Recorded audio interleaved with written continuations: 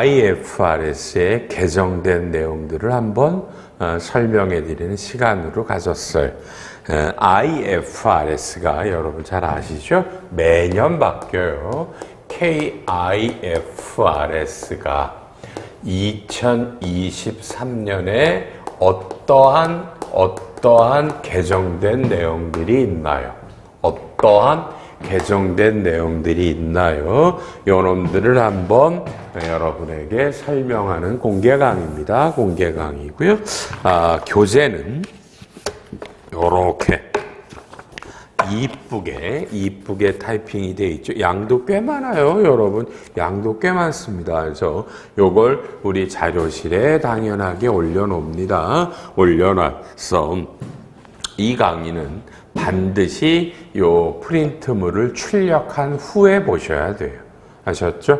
자, 이걸 출력하셔야 돼요. 그냥 강의를 들으시면 안 돼요. 내용을 보시면서 합니다. 그래서 자, 잠깐 끄시고요. 화면을요. 요 파일을 다운받으셔서 출력한 다음에 다시 컴퓨터를 끼겠습니다. 자, 10초 후에 뵙는다. 이런 개념으로 갑니다. 자, 빨리빨리 끄셔서 다 보시고 다시 화면을 켜시기 바랍니다. 그러셨습니까? 제가 잠깐 화면에서 빠져나가 있습니다. 자, 다시 들어갑니다. 자, 이제 모든 분들이 이제 저거를 다 뽑으셨다 생각을 하고요. 그럼 이제부터 하나하나 2023년에 IFRS는 어떤 내용들이 주로 바뀌었을까요? 1번 주석의 공시가 바뀝니다. 써있네요. 자, 기준서가 1001호 재무제표 표시죠. 재무제표를 표시할 때 우리 감사보고서에 주석으로 기재하잖아요. 그렇죠? 주석이 써 있잖아요. 재무상태표나 포괄손익계산서 등의 해당 항목 금액에 기호나 번호를 붙이고 별지에 동일한 기호나 번호를 표시해서 내용을 간결하게 설명하는 게 주석인데 거기 중요한 회계정책 정보를 공시합니다. 주석에. 작년까지는 유의적인 회계정책을 공시하고요. 그러니까 작년에는 유의적인 어떠한 회계정책을 주석에다 기재를 해야 되는데 요게 올해부터는 뭐라고 돼 있어요? 그렇죠? 중요한 회계정책을 공시해라. 중요한 회계정책을 주석에다 띄워라. 자, 이건 나름 대단하게 발전한 거네요. 그렇죠, 여러분요. 자, 우리가 유의적이라는 말보다 중요한이라는 말이 훨씬 더 비중이 있는 단어죠. 그러니까 우리가 보통 이런 표현도 제가 가르쳐드리죠. 좀 마이너하다라고 부를 때 우리가 보통 경미하다. 그 다음에 유의적이다. 한자잖아. 있을류 뜻이 의미가 있을 정도다. 중요하다. 제일 위에는 중대하다. 그래서 거꾸로 제일 위가 중대하다, 중요하다, 유의적이다, 경미하다 이렇게 가거든요. 이렇게 가는데 이게 작년에는 유의적인 회계정책이면 주석에다 공시를 하는데 올해부터는 중요한 회계정책을 공시하니까 뭐예요? 훨씬 뭘까요? 공시하는 내용이 줄어들 수 있겠죠? 줄어들 수 있어요. 그러니까 이건 회계감사인들과 잘 상의를 해서 야, 구태여 이 정도까지를 주석에 띄울 필요 있어라고 하는 걸 다시 한번 회계감사인이 먼저 컨펌하겠죠. 주석들이 올해 작년하고 똑같이 기재할 거냐? 여기에 1001호가 바뀌었으니까 바꿀 거냐를 고민할 겁니다. 어쨌든 유의적인 회계정책을 공시하는 거를 중요한 회계정책을 공시하려고 해서 상당수가 공시 내용이 이제 빠질 수가 있습니다. 자, 하나 바뀌었고 2번은요. 이것도 1001호인데 실지로는요. 그죠? 실지로는 뭐 그냥 1109호에 해당하는 얘기예요. 이게 뭐냐면 행사 가격의 조정 조건이 있는 금융부채에 평가 손익을 뭐 공시해라 이러죠.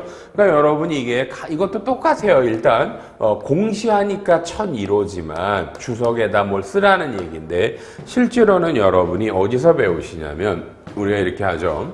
1109호나 그러니까 기준서 1032호 하고요. 1109호가 금융상품이냐 자본이냐, 그러니까 요게 금융부채냐 자본이냐는 여기서 구분하고, 걔네들의 회계처리가 1109호에서 회계처리가 나오는데, 여러분이 제일 잘 아시는 게 이런 거죠. 전환사채 또는 신주인승건부 사채를 우리가 발행을 했다. 발행을 하면 처음에 발행할 때 뭐 현금이 이렇게 들어와요. 현금이 100억이 들어왔다. 100억이 들어왔다. 그렇죠? 그러면 보통 뭐 여기서 전환사채가 뭐 100억이다. 그 다음에 뭐 상환할증금은 얼마다? 뭐 좋아요. 뭐 한 13이다. 그럼 여기서 전환권이라는 게, 그죠? 우리가 두 가지가 있죠. 전환권 대가라고 계정을 쓸 거냐, 또는요, 전환권 부채냐고 쓸 거냐의 문제가 있어요. 금액은 7억이면 이쪽이 전환권 조정이다. 이렇게 해서 되죠. 그러면 이 전환권 조정은 전환사채에서 차감하게 들어가고요. 그러면 보통 우리가 여러분 이렇게 하셨거든요. 맨날 전환사채에서 전환상환할증금을 더하고 전환권 조정 계정을 뺀다. 이게 금융부채예요. 그렇죠? 금융부채고요. 요 전환권 대가로 들어가면 얘는 자본이죠. 자본이에요. 자본의 항목이다. 그럼 이게 그래서 요 하나의 거래가 금융부채와 자본이 뜨니까 이걸 우리가 보통 복합금융상품, 컴파운드 인스트루먼트 이렇게 부르시죠. 그런데 국제회계기준에는 뭐가 있어요? 이 전환사채 등을 발행할 때 전환 가격이 있죠. 보통은 사채권 2만 원에 주식을 한 주 액면가 5,000원짜리를 전환한다. 이렇게 돼 있는데, 조건이 발행할 때 만약에 이 회사의 주가가 전환 가격보다 낮으면 전환 안 하니까 어떤 주가 움직임에 따라 이 전환 조건을 조정하죠. 전환 가격을 낮추는 경우가 있어요. 그렇죠? 여러분, 이거 우리가 보통 리픽싱 이렇게 부른단 말이에요. 전환 가격이 조정이 안 되면 봐요. 지금 시장에서 주가가 15,000원인데 2만 원에 전환하라고 하면 누가 전환해요? 시장에서 15,000원에 살 수 있는데. 그래서 요 전환 가격을 조정한단 말이에요. 떨어뜨린단 말이에요. 리픽싱, 이런 조건이 있으시면, 전환 가격이 조정되면 우리는 이걸 전환권 부채라고 들어가죠. 자본이 아니라 얘는 여러분 파생상품 부채예요. 파생상품 부채예요. 그래서 얘는 일반 금융부채고 요 놈은 파생상품 부채예요. 그렇죠? 그래서 우리가 일반 금융부채는 우리가 상각 후 원가법을 적용해서 회계처리를 하지만, 파생상품 부채는 그렇죠? 단기 금융상품 FVPL 금융부채로 보기 때문에 얘네들은 연말에 회오밸류를 해서, 그렇죠? 보세요. 회오밸류를 평가를 봐요. 얘가 7억인데 연말에 이 전환권 부채 회오밸류가 8이면 어떻게 들어가요? 차변에 전환권 부채, 파생상품 부채, 평가 손실이 1이 떨어지고 요 부채가 1이 늘어나죠. 그러면 페어밸류가 8이라는 의미는 뭐예요? 이 회사를 주식으로 전환할 수 있는 권리의 밸류가 처음에는 7원인데 이 회사가 좋아져. 주가가 자꾸 올라가면, 이런 전환권을 갖고 있으면 가격이 아주 올라갈 거 아니에요. 밸류가. 이 회사가 좋아지면 주가가 5만 원, 10만 원 되는데, 이러면 이게 페어 밸류가 올라가. 이게 이 회계의 가장 커다란 단점이란 말이에요. 이 전환사채를 발행한 회사가 좋아지면 파생상품 부채 요 밸류가 높아지면 손실이야. 그러니까 이 회사가 좋아졌는데 회사는 손실이야. 8원짜리를 옛날에 7원 주고 줬다. 뭐 논리는 알겠는데, 근데 이 회사가 좋아졌는데 재무상태표는 손실이야. 더구나 이게 비용이잖아요. 비용. OCI도 아니고. 요래서 단기손익에 악영향을 미친단 말이에요. 오해를 산다고. 회사가 좋아했는데 얘네들 파생상품 부채 평가 손실 때문에 회사가 이익이 줄어들어요. 이래서 요 놈을 주석에다가 공시하자. 그러면 실제로 단기순이익 중에 요 이론이라는 거는 쓸데없는 거구나. 이익이 줄어드는 거구나 알기 위해서 공시하자가 이번에 나온 거예요. 저 설명 잘했죠? 이해하시겠죠? 그죠? 요런 겁니다. 그래서 이제 누구라도 이런 생각을 해요. 뭐냐면 그러면 얘가 나중에 파생상품은 이런 게 자산일도 있을 수 있어요. 자산도. 이게 자산으로 갈 수가 있어요. 그럼 자산에서도 평가손익이 나오는데 이거는 절대 이 파생상품 부채의 평가손익과 네팅하지 않는다라는 거를 분명히 합니다. 네팅하지 않습니다. 그러니까 파생상품 부채의 평가손익만 공시해서 옛날에 장부가가 7원인데 지금 8원이라 1원이 평가손실이 생겼어를 요걸 다 공시하는 거예요. 절대 파생상품 자산의 평가손익과 파생상품 부채 평가손익을 네팅하지 안 됩니다. 이건 여러분에게 꽤 중요한 겁니다. 지금 이런 말들이 써 있었습니다. 15초 드릴게요. 정리하세요. 여러분 정리하세요. 마음속으로.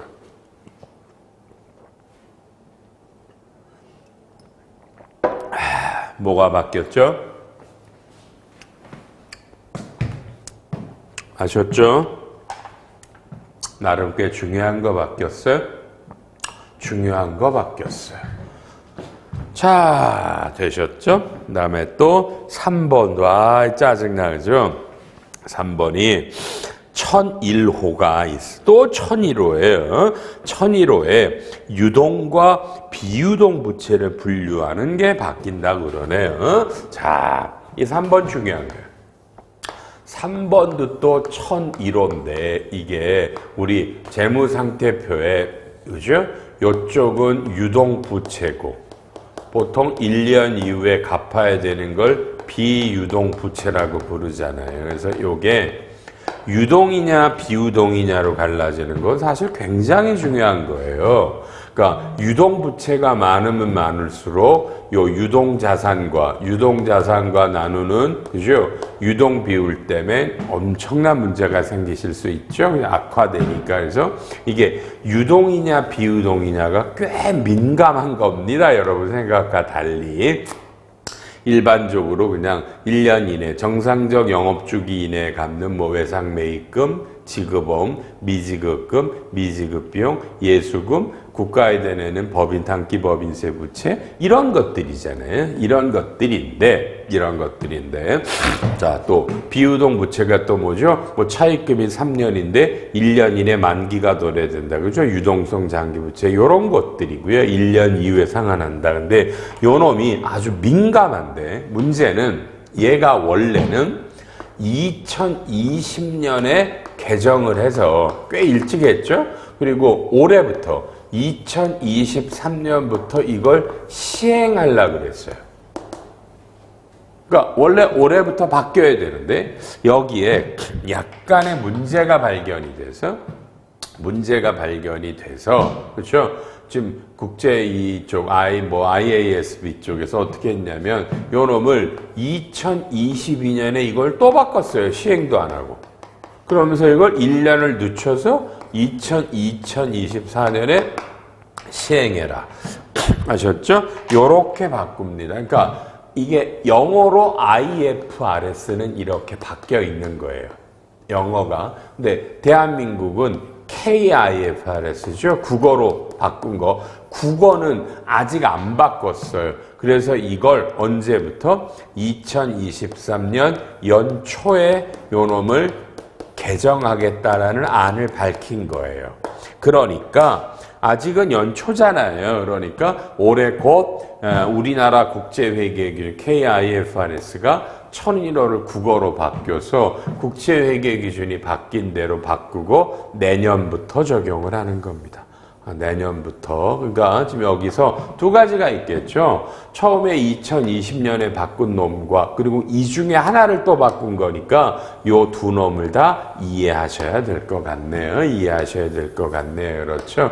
그래서 내용을 보시면 어려워요. 일단 그냥 국어라고 해서 하나만 잡아보면, 자, 1번이 현행 기준서가 이게 아직 현행, 그죠? 그러니까 2023년도 요렇게 하시는 거예요. 요렇게 하시는 겁니다. 그러니까 이게 옛날 겁니다. 올해부터 바뀌었는데 안 바뀌고 1년 더 가는 거예요. 거기에 69번에 부채는 다음의 경우에 유동부채로 분류한다. 나머지 것부터 달량 정상영업주기내 결제가 된다. 단기 매매다. 보고기간 후 12월 이내에 결제한다. 이제 4번이 중요한 거예요. 보고기간 후, 그죠? 후 12개월 이상 부채의 결제를 연기할 수 있는 무조건의 권리를 가지고 있다. 그러니까 보고 기간이라는 게 12월 말로 끝나잖아요. 그러니까 보고 기간 후니까 내년에 요 부채를 12달 1년 이상 연기할 수 있는 무조건의 권리를 가지고 있지 않다. 그러면 이건 그냥 뭐다? 이건 유동부채다. 그죠? 그러니까 말이 어려워요. 그러니까 지금은 보나마나 만기가 내년 안에 도래가 되는 유동부채인데 회사가 이거를 내년에 이 부채를 연장할 수 있는 권리가 있다라면 이거는 비유동이다라는 얘기예요. 내용은 이해가 돼요. 그렇죠? 자, 봐요. 원래 약정에 따라 만기는 내년이에요. 유동부채인데 이 어떤 또 하나의 약정에 내가 무조건 바꿀 수 있어. 연장할 수 있어. 무조건적인 권리를 가지고 있다. 그죠? 가지고 있다. 그렇다라면 이건 비유동인데, 그러니까 내가 원하면 무조건 바꿀 수 있어. 이러면 비유동인데, 그래서 이게 밑에 계약 상대방의 선택에 따라 지분 상품의 발행으로 결제할 수 있는 부채 조건은 분류에 영향을 미치지 않는다. 이거잖아요. 여기 나오잖아요. 좀 전에 우리가 전환사채라는 게 뭐예요? 만기가 아니라 이걸 주식으로 전환하면 이거를 우리가 주식으로 전환해 주잖아요. 그죠? 주식으로 주죠. 이렇더라면, 그러니까 여기서 이게 잘 보세요. 이렇더라면 이거는 전환사채라는 게 발행하고 뭐 3년 이내 전환할 수 있어. 그러면은 이거는 내년에도 전환할 수 있지만 이건 무조건 비유동이다. 이런 뜻이에요. 비유동이다. 이게 분류의 영향을 받지 않으면 전환사채는 원래 만기가 3년이면 비유동이다. 그러니까 유동으로 안 간다예요. 근데 이게 어떻게 바뀌는지 한 장을 넘겨보시면 일단 2020년에 개정이 되는데 거기 아까 가로 4번이 어떻게 바뀌나 보셔야 돼요. 가로 4번이 자, 보고기간 말 현재 보고기간 후 적어도 12달 이상 부채의 결제를 연기할 수 있는 권리를 가지고 있지 않다. 이러면 유동이다. 그럼 뒤집어서 보고기간 말 그러니까 이게 아까는 보고기간 후 12개월 이상이라고 돼 있고요. 이건 지금 보고기간 말 현재라고 돼 있죠. 그러니까 12월 말 현재 내가 적어도 1년 이상 부채를 연기할 수 있는 권리를 가지고 있으면 이거는 뭐예요? 비유동인데 가지고 있지 않으면 유동이다. 그러니까 이게 보고기간 말이라는 게 걸려요. 보고기간 말에 걸려요. 보고기간 말에. 그렇죠. 그러니까 요게 어떤 의미로 되니까 요 가로 4번 때문에 이게 2025에 바뀐다라는 얘기예요. 요게. 그리고요. 그 다음에 또 하나 보실 게 한 장 더 넘기시면 지저분하다. 그렇죠? 여기에 76B를 보세요. 계약 상대방의 선택에 따라 기업이 자신의 지분 상품을 이전해서 부채를 결제할 수 있는 조건 전환사채 기업이 금융상품은 뭐 이걸 해서 옵션을 지분 상품이라는 게 자본이에요. 자본으로 분류하고 뭐 어쩌고 부채와 자본으로 갈른다라면 비유동 분류에 영향을 미치지 않아요. 그러니까 잘 보셔야 돼요. 좀 전까지 과거에는요, 전환사채는 무조건 비유동 부채였는데, 요게 2020년에 개정이 된 거 따지면 실제로 내년부터 적용을 하지만, 이거는 전환권 대가를 여러분이 자본으로 회계처리를 하셨더라면 이것도 요놈들이 일단 다 비유동으로 가는데 부채가 요게 지분 상품이 아니라 전환권 부채라고 그래서 요게 파생상품 부채로 가면 요 전환권 부채와 요 전환 부채가 유동 부채로 간다라는 거예요. 어마어마하죠?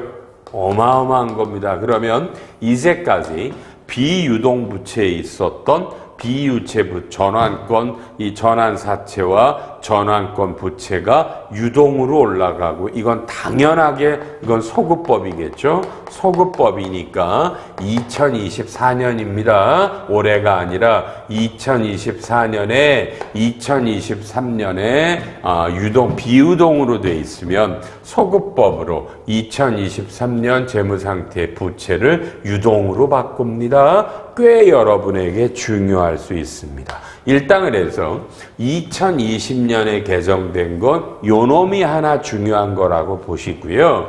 이제부터 바뀐다라는 얘기의 핵심은 이거예요. 아까 여기 가로 4번이 그죠? 보고기간 말 현재라고 돼 있었잖아요. 그렇죠?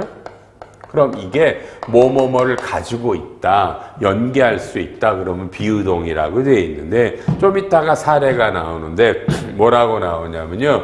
회사가 돈을 어디서 빌려왔는데 그죠? 연말에 그죠? 어떤 비율이 있어요. 비율이 1이 그죠? 1이 이하로 떨어지면 이건 무조건 일정 안에 바로 상환해야 된다라는 조건이 붙었어요. 그렇죠? 뭐 이게 순운전, 운전자본 비율이라고 예전에 써 있지만 어떤 약정을 이렇게 맺었어요. 결산일 현재로는 요게 요 운전자본 비율이 1 이하로 떨어지면 상환해야 돼. 그런데 이 시점에서 이게 1.05예요. 그러면 이거보다 안 떨어졌죠. 안 떨어졌으면 이게 원래 약정은 이게 5년이에요. 그럼 이게 비유동이 맞아. 비유동이 맞아요. 그렇죠?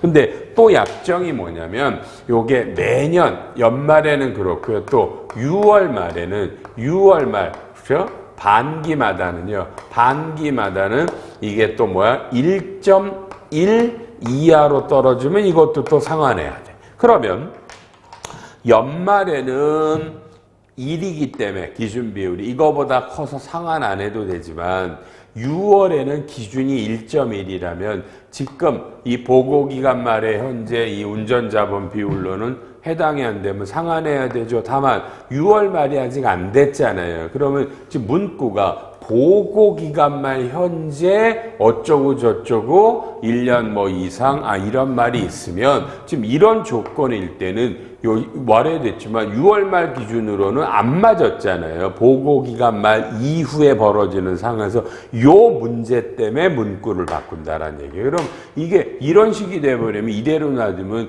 요 놈이 6월 말에는 1.1인데 연말에 1.0이면 이게 유동부채로 가야 되는 문제가 생겨요. 요 문제 때문에 올 초에 바꿔서 내년부터 이걸 적용하니까 아까 그 69의 가로 4번이 바뀌는 거예요. 아셨죠? 그 얘기가 이제 그 다음 페이지에 어떻게 써 있냐면 자, 2023년에 개정이 이제 곧 바뀌는데 2023년의 적용 시기를 2024년으로 연장을 하고요. 그렇죠? 이번에 가서 기업이 약정 사항을 준수해야 부채 결제를 연기할 수 있는 권리가 존재할 때 가번의 2020년은요.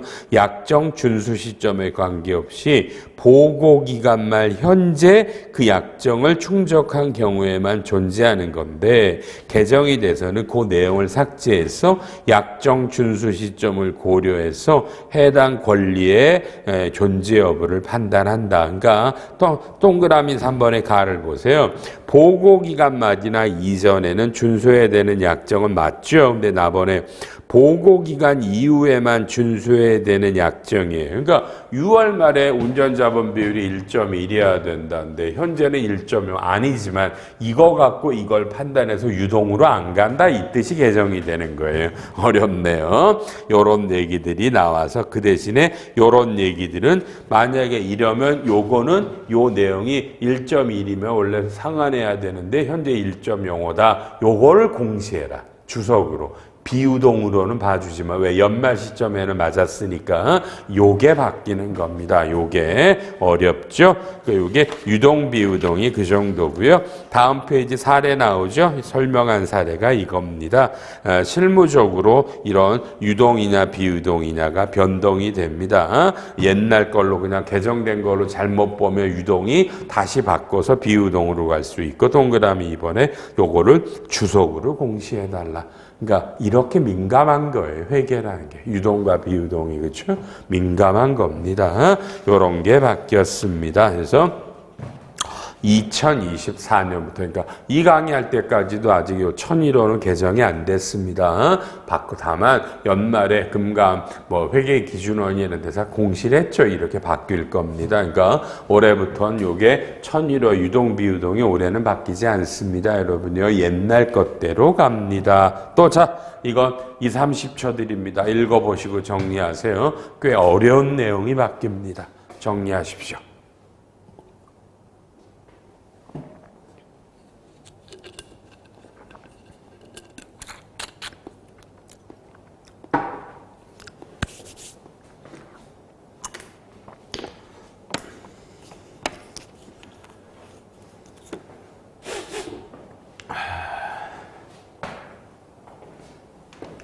천천히 보고 계십시오.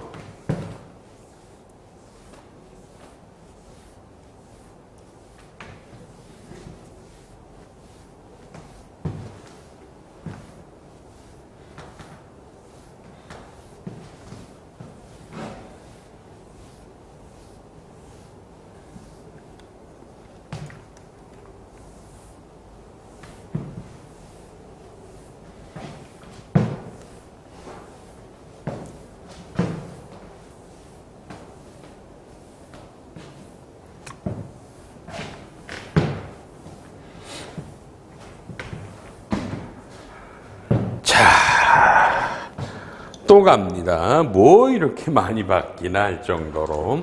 네 번째는 1008호가 바뀝니다. 1008호가 개정되기 전에는요. 회계 정책, 회계 추정 및 오류 요렇게 돼 있었어요. 오류. 그렇죠?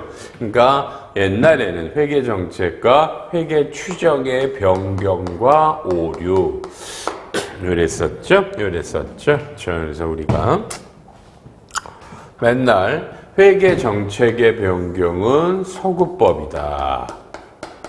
추정의 변경은 전진법이다. 뭐 오류의 수정은 당연하게 소급하셔야 되겠고요.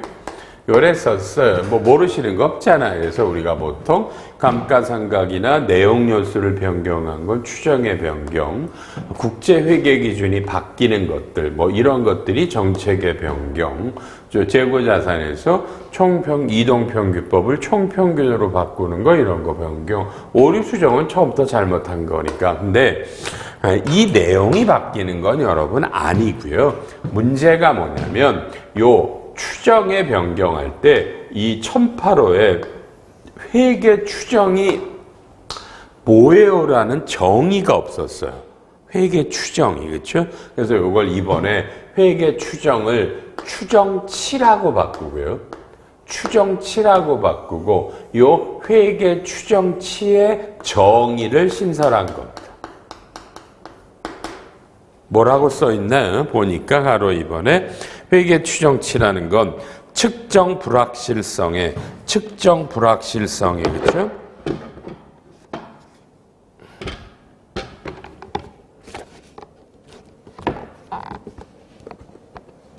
여러분 잠깐만요.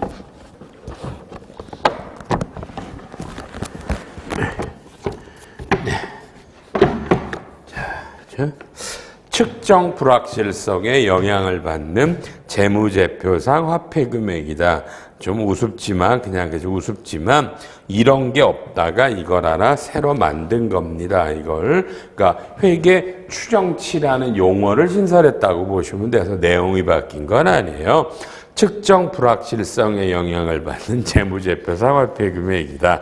내용은 똑같아서 여러분 다음 페이지에 회계 처리가 소급이 뭐예요? 제작성, 실무적으로 적용할 수 없을 때는요. 전진법. 그러니까 가로 4번이 요놈이죠. 전진법은 과거를 건들지 말고 그냥 앞으로만 이렇게 하세요고요. 소급은 옛날 걸 다시 처음부터 해서 하죠. 근데 이게 언제부터 처음으로 할 거냐가 정해져 있어야 되고요. 재무제표를 제작성해야 된다라는 문제가 있고요. 그 위에 가로 3번 실무적으로 적용할 수 없으면 그냥 이거를 소급법 하지 말고 전진으로 한다 이런 말들이 나와 있습니다. 여러분한테는 이건 어렵죠? 제가 간단한 사례를 내봐드려요. 여러분 퀴즈식으로 가볼게요. 봐요. 2022년까지 이 회사는 재고자산을 여러분 이동평균법으로 원가 계산을 하셨어요. 이동평균법을. 근데 이걸 2023년에 와서 얘를 총평균법으로 변경하셨어요. 여러분 이런 게 회계 정책의 변경이에요. 왜냐면요. 이동평균법도 당연히 올바른 회계 처리 방법이고요. 총평균법도 올바른 거예요. 그러니까 틀리지 않은 걸로 바꾸는 게 정책의 변경이에요. 정책의 변경이면 소급법이에요. 원가 숫자가 바뀔 거 아니에요. 그렇죠? 그럼 얘가 연말에 12월 말에 재고가 1,000원인데 이걸 총평균으로 2022년부터 했더라면요. 그죠? 얘는 1,100원이다. 숫자가 바뀐다고요. 그럼 이때 이걸 어떻게 재만들 거냐? 소급전표가 2023년에는요. 그죠? 제품이 늘어나겠죠? 제품이 늘어나고요. 미처분 이익잉여금이 늘고요.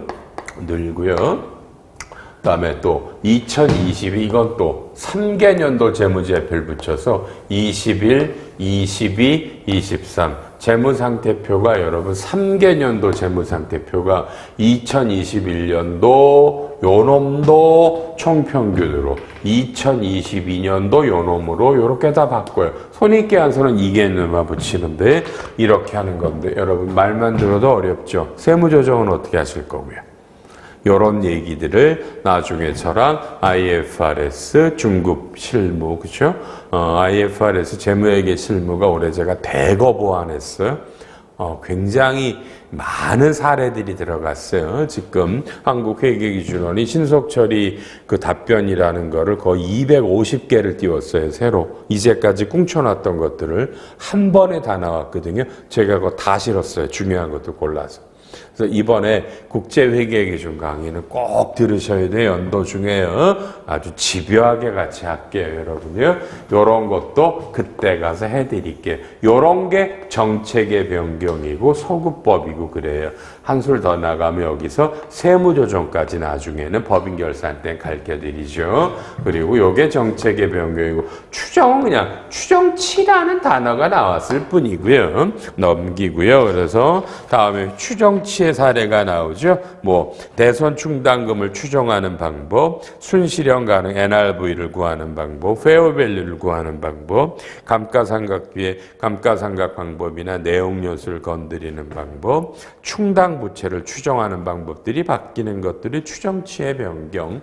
이건 전부 다 전진법, 과거 걸 건들지 마세요. 이런 얘기들이 있습니다. 그러니까 회계처리 내용이 바뀐 게 아니라 그냥 추정이 추정치로 바뀌었다. 그리고 추정치라는 정의가 나왔다. 회계처리 바뀐 건 아니에요. 자, 다음에 또 하나가 뭐예요? 연구개발비 회계처리 감독 지침이라는 게 있어요. 야, 여러분 이건 또 뭘까? 또 짜증스럽네요. 이건 또 뭘까? 그렇죠? 이건 여러분에게는 낯설죠? 여러분에게는 낯설죠? 왜 낯서냐면 자, KASB가 한국회계기준 원이잖아요. 그렇죠? 한국회계기준위원회, 코리아 어카운팅 스탠다드 보드. 그래서 이걸 우리가 한국회계기준위원회라고 부르지만 실제로 한국회계기준위원회예요. 여기서 IFRS를 만드는 게 아니라 원문 IFRS를 국어로 번역을 하고 원문엔 없었던 거를 제정하고 하는 것들이고요. 여기서 지리회신이 있어요. 지리회신이 있고 하는데 문제가 여기가 이제 상장법인이잖아요. 상장법인들의 회계니까 상장법인의 회계에 대한 여러분 감독 권한은 금융위원회에 있어요. 금융위원회. 그렇죠? 요 밑에가 우리가 잘 아는 금감원이잖아요. 금감원. 그러니까 상장법인의 회계감사를 했을 때 회계감사 감리권이 금융위원회에 있다고요. 그렇죠? 비상장은 공인회계사회에 있고요. 그러니까 여기서 그러니까 실무적인 회계의 책임은 여기서 제일 대빵이에요. 그래서 원래 IFRS는 민간이 만들어야 돼서 금융위원회가 타치하면 안 되는데 몇 년 전부터 이쪽에서 회계 감독 지침이라는 거를 만들어내기 시작했어요. 아마 요 KASB는 굉장히 불쾌할 거예요. 굉장히. 왜? 관이 왜 개입을 하냐 이거죠. 관이 왜 개입을 하냐. 이 감독 지침에서 이런 거 잘못된 거. 어쨌든 나와요. 자기네가 제일 상급 기관이니까 몇 개 안 돼요. 한 10개 정도밖에 안 되는데 가끔 민감한 것들이 나와요, 여기서. 근데 요게 밑에 나오지만 그렇죠, 여러분요. 가로 1번의 밑에 박스 보면 요게 2018년 9월 19일에 2018년 여러분 9월 19일에 이건 문제가 있었죠. 이게 R&D 연구개발비에 대한 연구비 개발비에 대한 회계감독 지침이 나왔어요. 이건 뭐냐면 일로 오세요. 이게 뭐 보통 대표적으로 연구비 또는 경상개발비라는 건 비용이죠. 이건 판관비고요.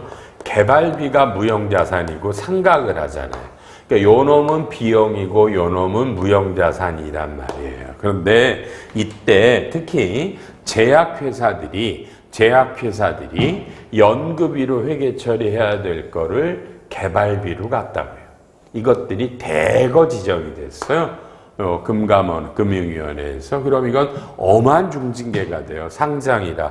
숫자가 바뀌기 때문에 잘못하면 상패까지도 되는 건데 그때 여러 가지 문제가 있어서 그냥 그때 이게 이제 걸린 게 2016, 17부터 걸렸어요. 그래서 그냥 문제가 좀 있어서 연구개발비 회계감독 지침을 만들어줘서 과거 잘못한 거를 징계하지 않을게. 대신에 연구비로 가야 될 걸 개발비로 갔으면 그냥 그죠? 차변에 미처분 이익잉여금을 죽이고 대변에 개발비 죽여. 이런 식으로 지도가 나가니까 그러니까 자산으로 잡으면 안 되는 걸 잡은 걸 떨어서 전기월 잉여금을 죽이고요. 징계는 안 할게 뭐 이런 어떤 예외를 줬던 겁니다. 그리고 그때 요 감독 지침에 잘 아시는 게 우리가 신약 같으면 뭐예요? 신약 같으면 이게 3단계잖아요. 그죠, 여러분요? 보통 임상에서 뭐 1상, 2상, 3상인데 요 임상 1상이 보통 그죠 동물들에게 실험하는 거고요. 임상 2상이 아주 건강이 악화된 분들이고요. 3상이 대다수의 일반적인 사람들에서 이게 신약은 3상 이전까지가 연구비고 3상 이후부터 개발비다. 이런 기준을 준 거예요. 기준을 줬고요. 그 다음에 바이오는 복제약이거든요. 복제약은 임상 1상부터 자산이고 그 이전에는 비용이야. 이런 가이드라인을 줬는데 여기에 자꾸 의문들이 생겨서 자꾸 물어보더래요. 그래서 이번이라는 건 작년이에요. 그렇죠? 작년에 9월인데 작년에 추가적인 감독 지침이 나온 게 뭐냐면 가로 1번에 임상 일상 개시 전에도 이게 자산화가 가능해요라는 겁니다. 그러니까 좀 전에 바이오였죠. 바이오는 임상 일상 이후만 있고요. 그러니까 근데 임상 일상 전이라도 이게 여러 가지 요건들을 구비해서 되면 이것도 자산으로 가능해요. 무조건 안 되는 게 아니라 임상일산 전이라도 입증하실 수 있다. 자산성을 그럼 자산으로 할 수도 있어요. 무조건 일상 이후부터만 자산이 아니에요. 라고 추가 해석을 해준 거예요. 근데 다만 이게 이제 많은 언론에서 비판이 되는 게 그러면 신약은 삼상인데 그럼 이렇게 나와버리면 그죠?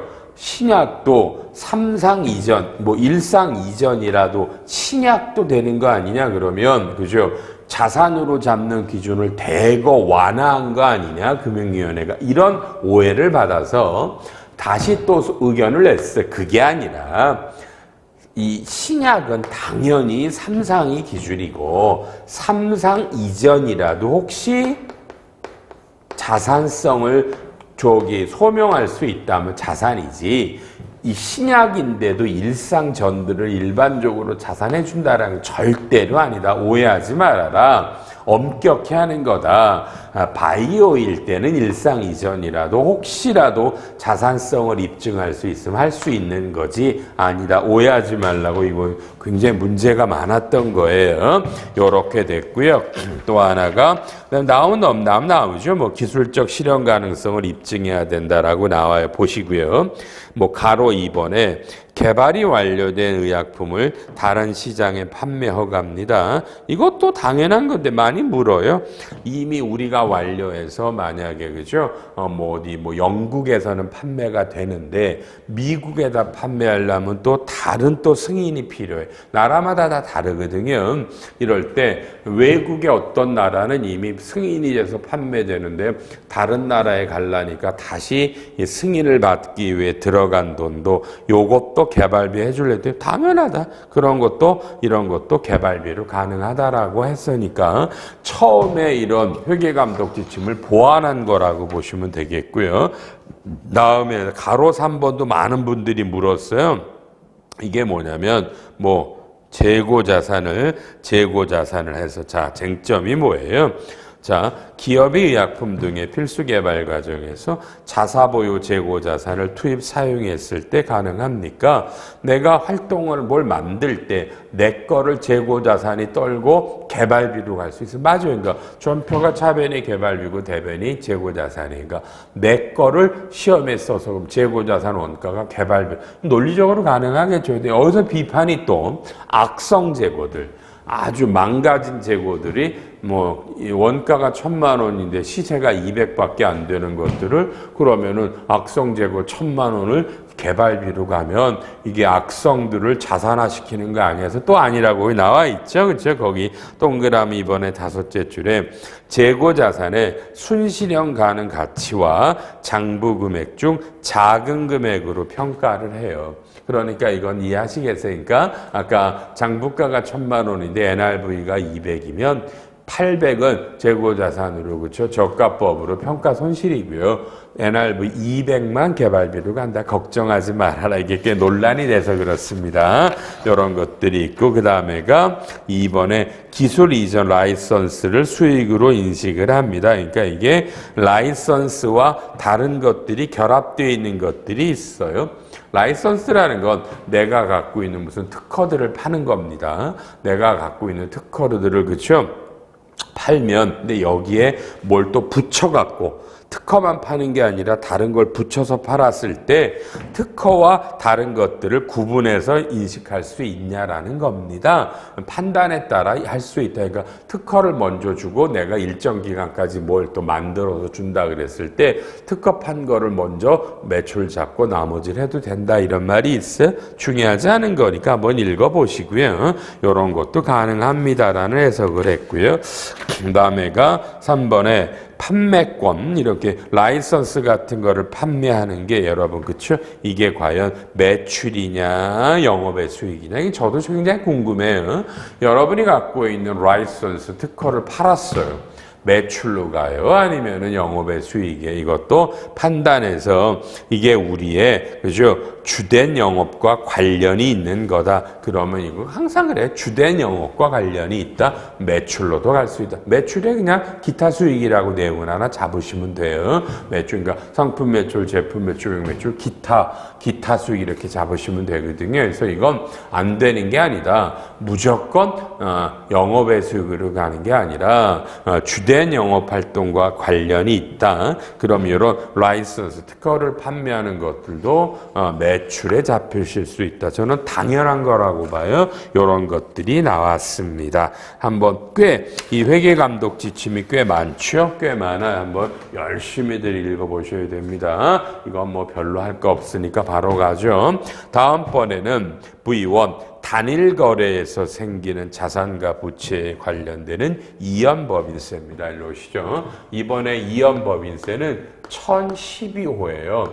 1012호가 이연법인세를 잡는데 여러분 그렇죠? 이연법인세를 잡는데 요게 딱 두 가지가 있어요. 우리가 여러분 리스 같은 거래에서 리스를 현재 가치를 해서 사용권 자산을 잡고 또 뭘 잡아요?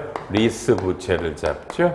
리스 부채를 잡아요. 현재 가치를 1,000원을 잡고 리스 부채도 1,000원이다 이렇게 잡아요.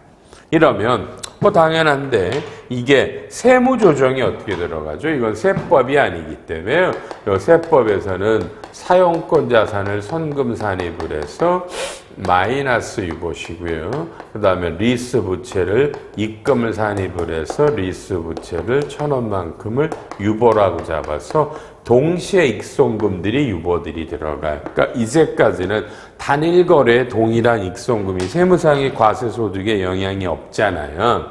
이러니까 이연법인세 자산과 부채를 안 잡았는데 그렇죠? 이번에는 여기에 당연하게 그냥 이연법인세 자산을 잡아라. 220은 그냥 법인세를 20%와 지방세로 놔서 그래요. 법인세율이 1%씩이나 됐습니다. 개정세법 강의가 곧 이루어질 겁니다. 2월 달에. 제가 아주 구정 연휴 때 개정세법 하느라고 아주 죽는 줄 알았습니다. 꽤 많은 세법들이 바뀝니다. 2월 말쯤에 개정세법 강의를 오셔서 들으시고 동영상을 띄워놓을 테니까 정말 많은 분들이 보셔야 됩니다. 이연법인세 부채가 동시에 띄워라. 여러분 요게 1012호 개정입니다. 그러니까 이연법인세 자산과 이연법인세 부채를 띄웁니다. 다만 영향이 별로 없는 건 연말에 같은 개념이다 보면 요 둘이 이연법인세 자산과 부채가 서로 상계되거든요. 하나만 뜨잖아요. 그렇기 때문에 다만 어쨌든 간에 요놈이 처음에는 이연법인세 자산과 이연법인세 부채를 동시에 띄우라. 단일 거래지만 하고요. 또 하나의 거래가 여러분 복구 충당 부채라는 거래서 내가 미래에 뭐 20년 후에 원상 회복을 한다. 그럼 이게 만약에 구축물이다. 그럼 이게 구축물이 또 1,000원이고 현재 가치만큼을 복구 충당 부채로 잡죠. 그렇죠? 요렇게 잡아요. 요렇게 잡으면 또 똑같거든요. 또 똑같이 송금 산입 구축물에 입금 산입의 복구 충당 부채에서 요놈도 이연법인세 자산과 이연법인세 부채를 동시에 잡습니다. 동시에 잡습니다. 그래서 이번에 이연법인세에서 사용권 자산, 사용권 리스 부채와 구축물들과 복구 충당 부채 이 두 가지 경우에 과거에는 이연법인세 자산 부채가 안 잡았는데 양쪽 다 동시에 잡아라. 솔직한 심정으로 저걸 잡아서 어찌하리라는 생각이 있네요. 의미가 없는 것 같은데 뭐 그래도 중요하다고 바꿨습니다. 이해해 주시기 바랍니다. 자, 그다음에 지리외신이라고 나오네요. 지리외신도 조금만 기다리세요. 제가 잠깐만 지우개 해드릴게요. 그냥 보고 계세요. 보고 계세요.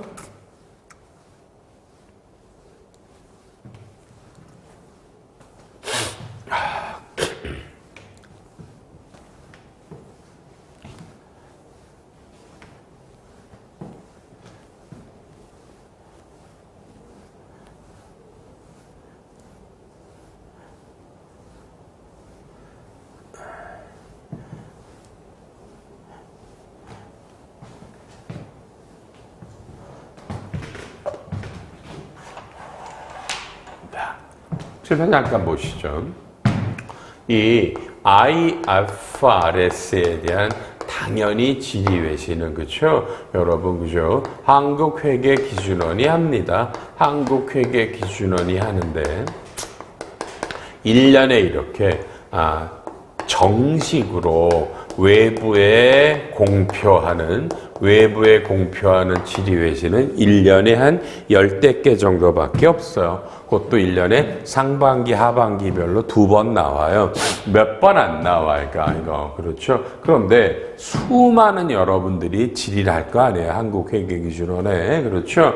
그러면요, 이거는요, 그렇죠? 그거는 즉시로 해서, 이건 보통 신속이라는 말을 써요. 신속 처리 질의회신이라고 불러요. 그래서 이거는 그 사람들에게만 나가는 거고 외부에 공표를 안 해요. 그러니까 요런 게 있는데 이게 1년에 몇십 개씩 나오는데 이번에 오랜만이죠. 이번에 몇 년도 거를 전체를 이번에 공개했어요.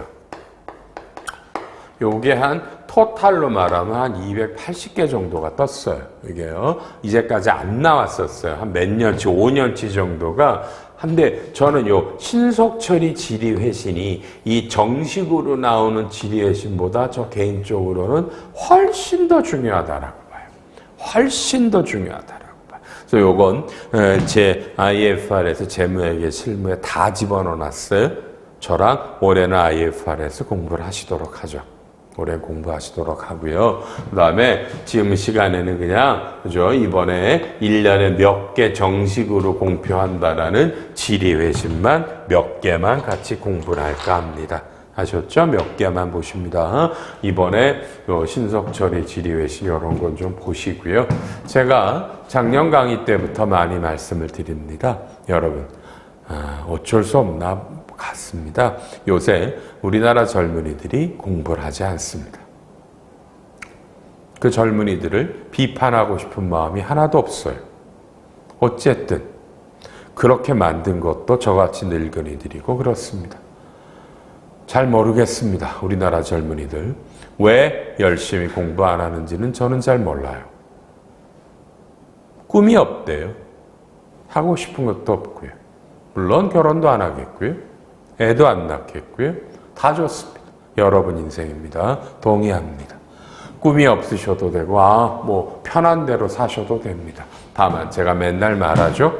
몇 분들은 욕심도 있고 공부하고 싶을 것도 있고 그렇죠? 그런데 어떻게 공부할지를 모르겠는 분들도 있죠. 그런 분들은 저희들하고 같이 공부하시면 됩니다. 많은 사람을 모셔놓고 1년 내내 수없이 많은 강의를 합니다. 수없이 많은 젊은이들이 칠판을 보지 않습니다. 강의 내용을 듣지 않습니다. 연말정산하면서도 7시간 수업을 하고 16시간에 열심히 녹화해놓은 강의를 무료로 드립니다. 안 봅니다. 아무도. 아무도 안 봐요. 무료로 드려도 안 봐요. 왜 그걸 봐야 되냐요. 모르면 그냥 물어요. 책을 읽지 않고 그냥 물어요. 저는 잘 모르겠습니다. 이게 과연 맞는 건지는요.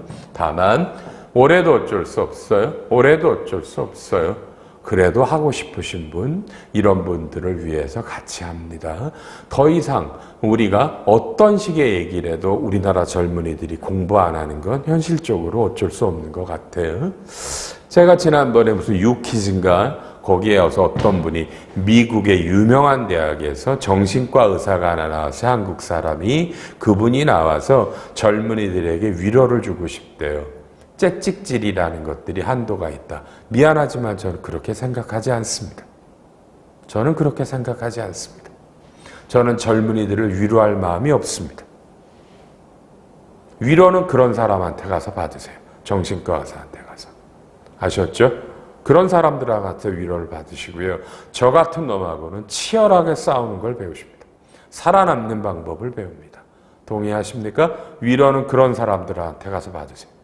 저는 10분 중에 9분이 포기를 해도 한 분이 회계세법을 잘하고 싶으면 그런 분을 위해서 올해도 또 열심히 강의를 할 거예요. 아셨죠? 그러니까 저한테 위로 바라지 마세요.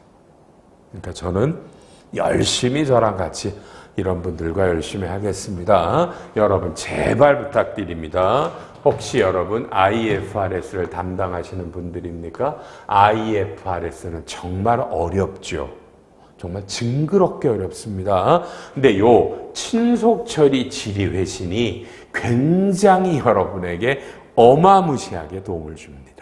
저한테 무제한 도움을 줬거든요. 제가 그동안 궁금한 것들이 여기 있다고. 근데 이걸 이제까지 외부에 공표한 거 이번에 한 번에 5년치를 한 번에 다 공개를 했어요.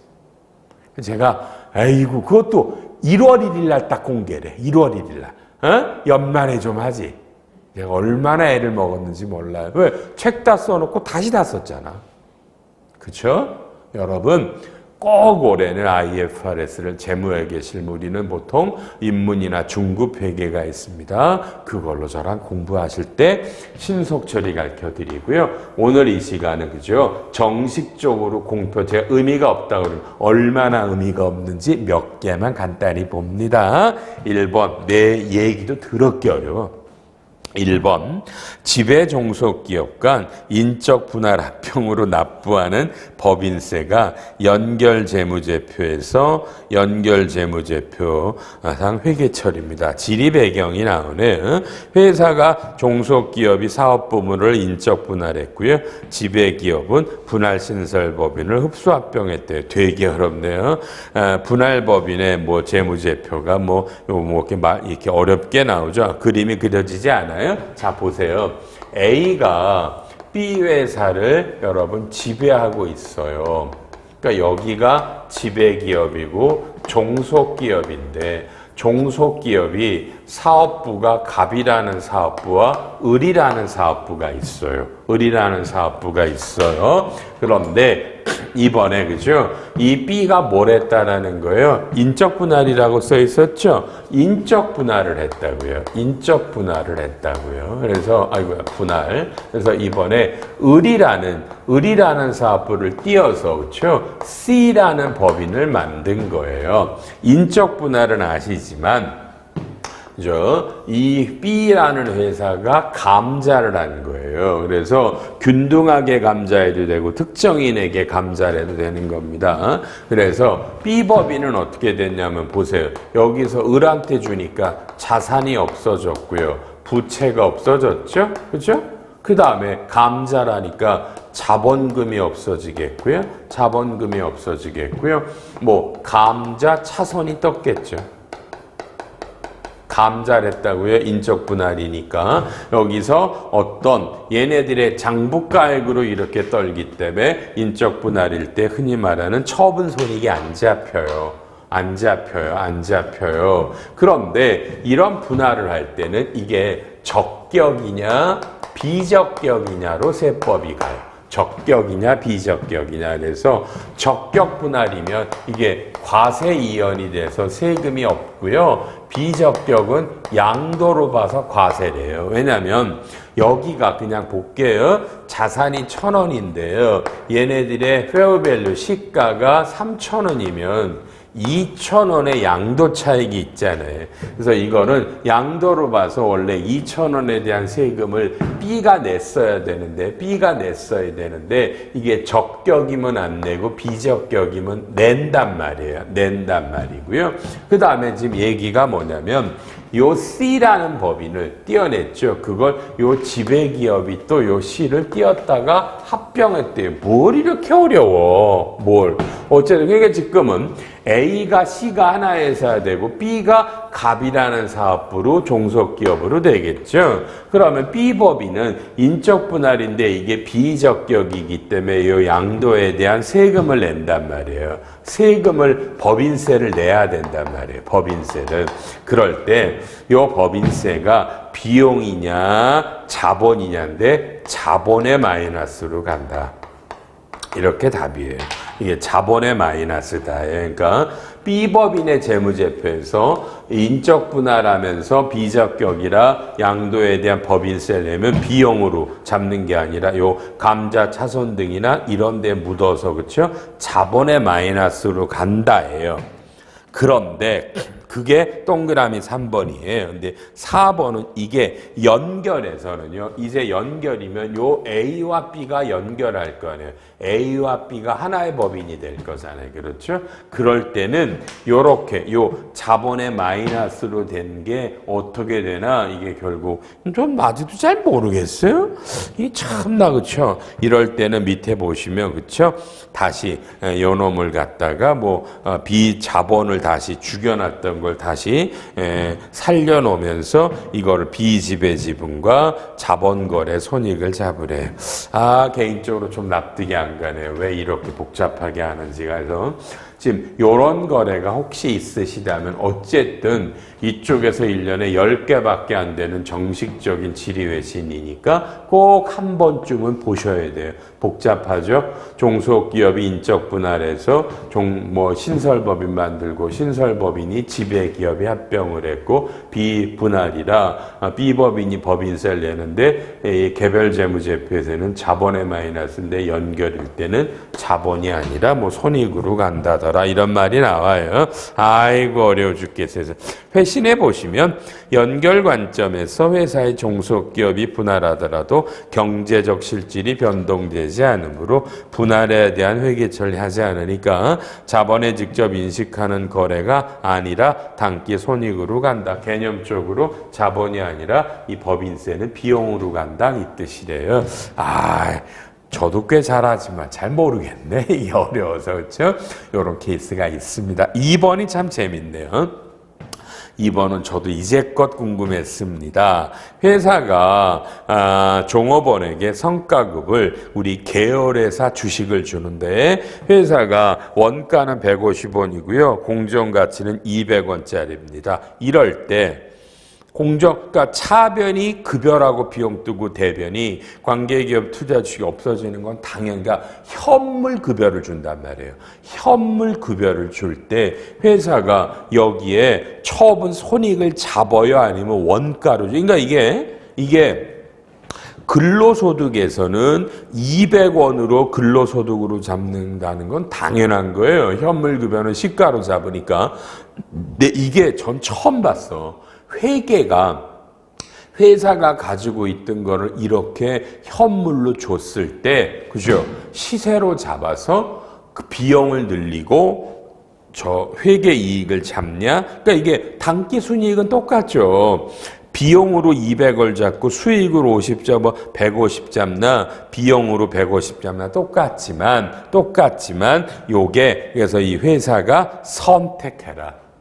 이건 중요한 거예요. 그러니까 이거는 둘 다 가능하다. 관계기업 투자 주식을 시가로 잡아서 처분이익 잡고 급여를 늘리든 아니면 원가로 급여를 잡든 회사가 선택이 가능합니다. 왜? IFRS에 구체적인 회계 기준이 없다라는 얘기예요. 없다라면 우리가 개발할 수 있죠. 개발하는 과정에서 둘 다 가능합니다라고 답을 준 겁니다. 저는 이건 중요한 거라고 봅니다. 그다음에 3번이 지배기업으로부터 주식 매수 청구권을 이전받았을 때 별도 재무제표입니다. 자, 뭐라고 써 있냐면 여기서 이렇게 써 있죠. 자, 보세요.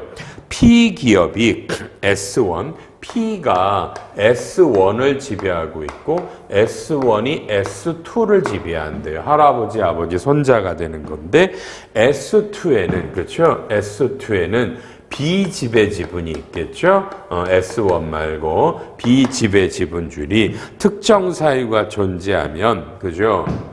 S1이 아니라 P한테 너 S2가 잘못되면 P야 너 우리가 갖고 있는 걸 네가 인수해. 이렇게 했어요. 그리고 또 P는 웃기죠. 얘네가 그럼 S1아 네가 사. 이렇게 네가 사. 이런 식으로 이거 하나의 이걸 주식 매수 청구권이라고 부르죠. 스탁옵션 아니고요. 이렇게 했단 말이죠. 그렇죠? 그래서 3번에 뭐라고 써요? S1의 회사는 공정가치보다 높은 가격이다. 그죠? 페어밸류가 1,000원이면 여기서는 인수를 1,500원에 자, 어떤 사유가 발생하면 B집의 지분들이 소수주주가 야, 너 때문에 그러잖아. 네가 사. 그럼 알았어. S원더로 사게 해줄게. 이런 계약을 맺었어. 그리고 P는 자기가 안 사고 S1에 그냥 네가 사 임마. 좀 비싸주게 임마. 문제가 있으니까. 별도의 대가 없어. 얘네가 비싸게 사줘도요. 자, 회계처리 회신이 어떻게 나갔어요? S1의 주식 매수 계약은 소유주인 B회사의 거래로 볼 수 없어서 S1 회사가 부담한 손실 금액은 비용으로 회계처리를 합니다. 자, 주식 인수 계약을 할 때 파생상품 부채의 공정가치가 10이다. 그러면 야, P가 야 S1아 네가 여기서 별도 계약을 한 거예요. 야, 내가 얘 S2의 B집의 지분한테 주식 매수 청구권이 오면 네가 산다. 그러니까 자기네는 비싸게 사니까 이게 부채로 보는 거예요. 그래서 이걸 차변에 10원이다 그러면 이거 비용을 잡고 10원 잡고 파생상품 부채로 잡아요. 하여튼 이 파생들 때문에 어렵네요.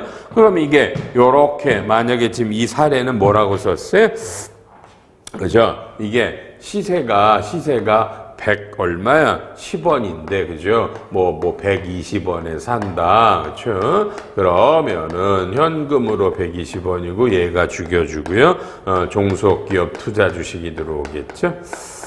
지금 여기서 결국 S1이 S2의 주식을 사는 거니까 종속기업 투자 주식인데 이런 손해에 따라 비용과 파생의 부채가 뜬다. 이런 것들. 예? 몇 개나 이런 회계 처리가 있는지는 모르겠어요. 그렇죠? 이런 거고요. 인수약정이 있는 걸 안 할래요. 이건 아까 제가 1001호가 바뀌는 거였죠. 그런 거에 따라 되니까 나중에 한번 읽어보셔야 돼요. 자, 근데 이 회신은요. 제가 아까 2024년부터 된다고 그랬죠. 그걸 전제로 낸 회신이에요. 한번 읽어보세요. 중복돼서 안 하고요. 공정가치로 상환하는 조건이 부여된 전환상환 우선주의 전환권의 자본과 부채를 분류합니다. 제가 무지하게 강조하잖아요. 여러분요. RCPS라는 전환상환 우선주인데요. 박스에 보시면 전환권이 우선주를 고정된 수량의 보통주로 전환할 수 있다니까 이게 확정이에요. RCPS를 갖고 있는 사람이야. 나 보통주로 바꿔주라 그러는데 처음에 발행할 때부터 우선주를 몇 주로 픽스해서 바꿔줄게요. 이러면 이 전환권이 있어요. 전환권이 있다. 그럼 요런 건 자본이에요. 그러니까 그죠? 확정이 되면 요 전환권은 자본이고 요게 전환권이 요게 보통주로 바꿀 수 있는 것들이 변동이 되면 요게 파생상품 부채란 말이죠. 상환권은 뭐뭔데 저는 이게 아직도 어렵네요. 자, 이게 답이 중요한 건 아니시고요. 일로 오세요.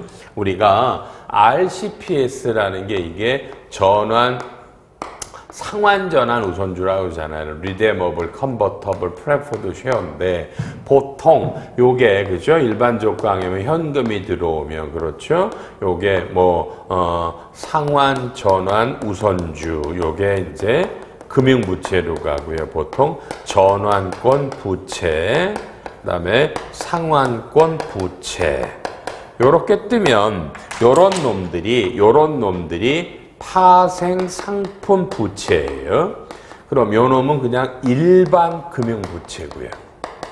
근데 문제는 첫째, 요 전환권 부채가 아까 보셨죠? 요 RCPS를 발행할 때 우선주를 보통주로 몇 주로 바꿔줄게 확정되면 이게 부채가 아니라 그러면 그건 전환권 대가라고 자본으로 가야 되고요. 확정적으로 몇 주로 바꿔줄게가 하다가 안 맞으면 변동시켜줄게. 이러면 이건 부채란 말이에요. 그러니까 전환권이 부채냐 자본이냐의 문제. 그러니까 발행 때부터 확정이 돼서 안 바뀌어. 그러면 이게 자본이고요. 변동이 될 수 있어. 그러면 부채고요. 연말에 fair value를 평가를 해서 평가손익 잡으라. 지난 시간에도 했던 것 같고요.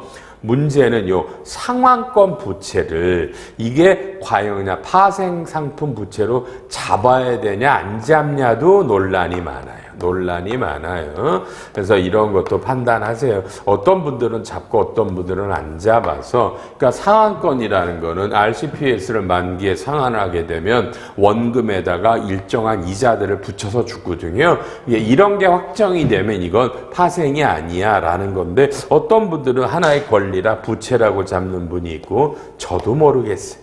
여러분 판단해 주세요. 이런 것들이 그냥 얘기가 나와서, 하여튼 국제회계가 어려운 것처럼 파생상품 부채들 때문에 어렵습니다. 6번에 가서 전환사채 부여된 제3자 지정가는 콜옵션 중요하지 않아요. 이건 별도의 그냥 금융상품으로 봐서 해라. 콜옵션인데 이건 중요한 거 아닌데 나왔네. 읽어보시면 되겠고요. 수입자동차 관세 개별 소재에 있는 차량을 수입을 해서 판매할 때 개소세를 내는 것들이 나중에 판매할 때 전가되는 거라 이런 거다. 뭐 이건 이쪽에 자동차 수입하는 회사들만 보시면 되는 거라 한번 읽어보시면 되겠고요. 결론. 요렇게 나와 있는 공식적인 이 지리외시는 진짜 개털이고요. 요 신석철이 지리외시는 제가 봐도 정말 너무 많이 도움됐었어요.